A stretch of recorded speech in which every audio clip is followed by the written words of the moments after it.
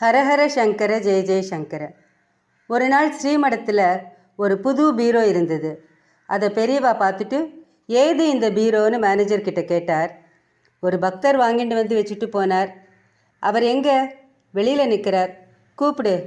அந்த பக்தர் உள்ளே வந்தார். இந்த பீரோவை எங்கே வாங்கின? பழசுக்கு பாலிஷ் போட்டதோ? ஏலத்தில் வாங்கின பெரியவா அப்படின்னு குழஞ்சார் அந்த அன்பர். இந்த பீரோ மடத்துக்கு வேண்டாம். மேனேஜர் உள்பட எல்லாருக்கும் திடுக்குன்னு ஆயிடுத்து. ஒரு பக்தர் வீட்டில் இருந்த பீரோ இது.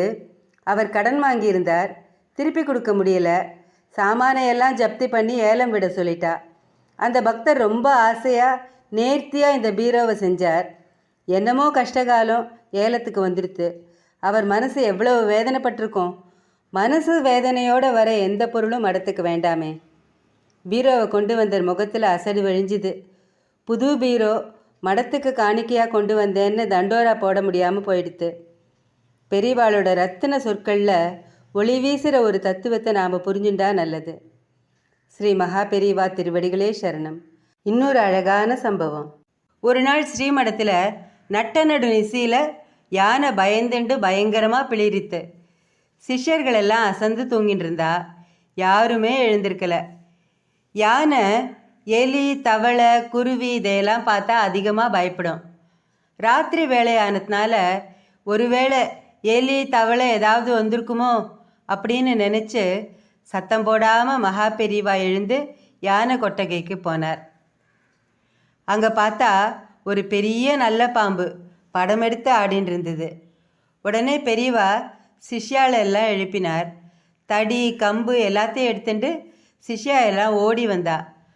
பாம்பை அடிக்காத, நல்லெண்ணெய் விளக்கு ஏற்றி வை, போயிடும்னு பெரியவா சொன்னார். அதே மாதிரி நல்லெண்ணெய் விட்டு அகல் விளக்கு ஏற்றி வச்சதும் அவ்வளவு நேரம் கனஜோராக படம் எடுத்து ஆடின்னு இருந்த நாகம் வெளியில் ஊர்ந்து போயிடுத்து. இதில் ஆச்சரியம் என்னன்னா, நன்றாக காது கேட்குற சிஷ்யர்களுக்கு யானையோட அலறல் சத்தம் கேட்கல. ஆனால் காது கேட்கலன்னு சொல்லிட்டு இருந்த பெரியவாளுக்கு மட்டும் யானையோட ஓலம் கேட்டிருக்கு. கஜேந்திரனோட ஆதிமூலமே அப்படிங்கிற பிரார்த்தனை குரல் ஸ்ரீமன் நாராயணனுக்கு மட்டும்தானே கேட்டிருக்கு. பெரியவா உடனே யானையை வேற ஒரு இடத்துல கட்ட சொன்னார். பாம்பு போயிடுத்துனாலும் யானைக்கு பயம் போயிருக்காதே. யானையை வேற ஒரு பத்திரமான இடத்துக்கு அழைச்சிட்டு போயாச்சுங்கிற தகவல் கிடைச்சதுக்கு அப்புறம்தான் பெரியவா ஓய்வெடுக்க போனார். ஒரு யானை மேலே கூட அவருக்கு எவ்வளவு பற்றுதல், எவ்வளவு இரக்கம்.